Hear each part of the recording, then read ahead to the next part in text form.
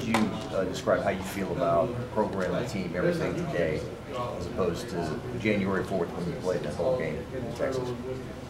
I mean, I didn't play in the ball game, but just having to change, from last year. I mean, last year was last year.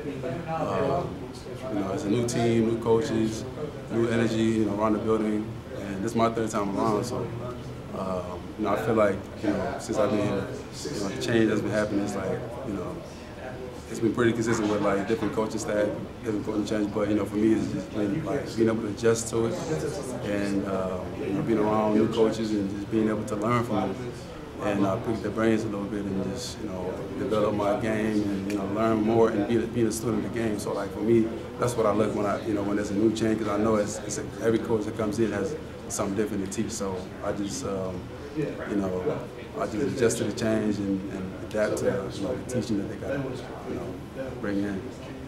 The accountability part, is it you get to the meeting 10 minutes before it starts and make the most of every second? Yeah, like I think being able to, like, the accountability, as you say, is high, and Coach Kelly demands a lot from us as far as being on time, doing the little things, taking care of it, because that's what is going to take it far.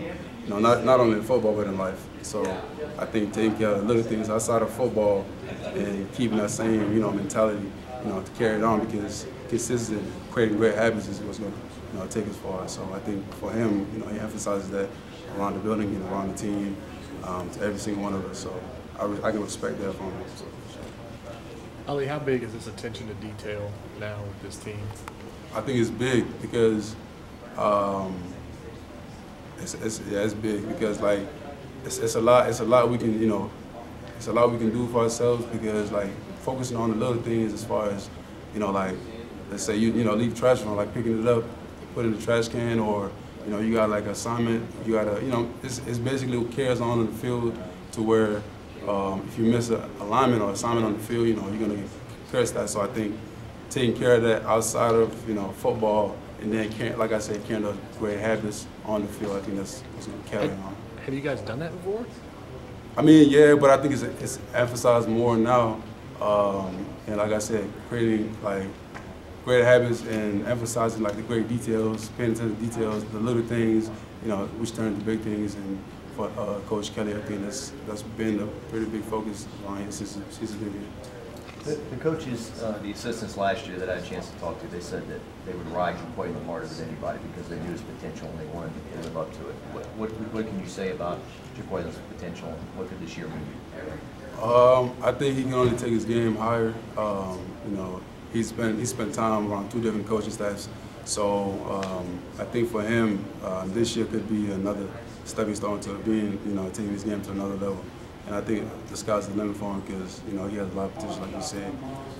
So the only thing he can do is just taking the coaching, and being able to adjust to playing a different position, and just making himself a game changer really.